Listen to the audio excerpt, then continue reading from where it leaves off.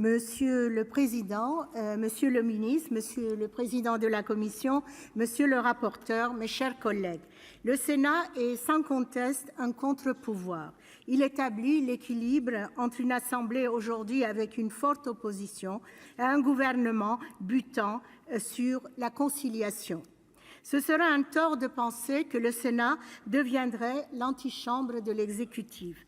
Ces 2 dernières années, cet hémicycle a connu de longs débats animés qui ont parfois eu des retombées conséquentes sur la vie des Français.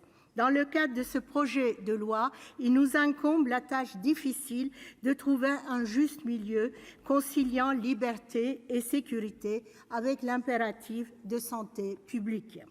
Pourtant, l'exécutif s'obstine à tout prix à instaurer un régime transitoire à l'état d'urgence sanitaire. À l'origine, celui-ci devait durer jusqu'au 31 mars 2023.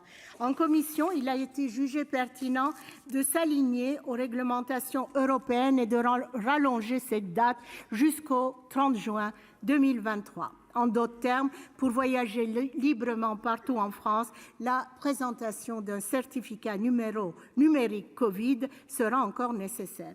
Permettez-moi de m'interroger sur les bienfaits d'une telle prorogation. Alors que nous pensions en finir avec l'état d'urgence sanitaire, nous devons à présent composer avec un régime transitoire aux contours encore incertains. Le gouvernement a encore failli à la mission de transparence qui lui incombe en proposant un texte resserré qui manque de clarté. Il n'en demeure pas moins que nous mettons officiellement fin au régime de l'exception. Les craintes d'un pass sanitaire, d'un couvre-feu ou d'un potentiel confinement sont définitivement exclues. Au fil de l'épidémie, nous nous sommes adaptés tant bien que mal aux mesures prises par le gouvernement, parfois jugées injustes. Ces mesures ont considérablement divisé les Français. Il y a une réelle fracture qui s'est créée au sein de la société entre vaccinés et anti-vaccins.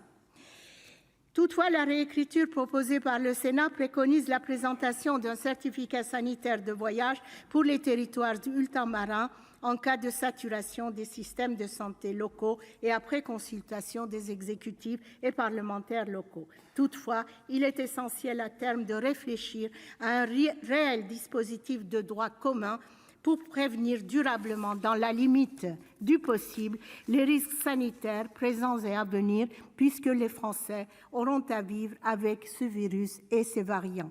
Le réchauffement climatique entraînera de façon inévitable de nouveaux risques sanitaires du même genre. Je vous remercie.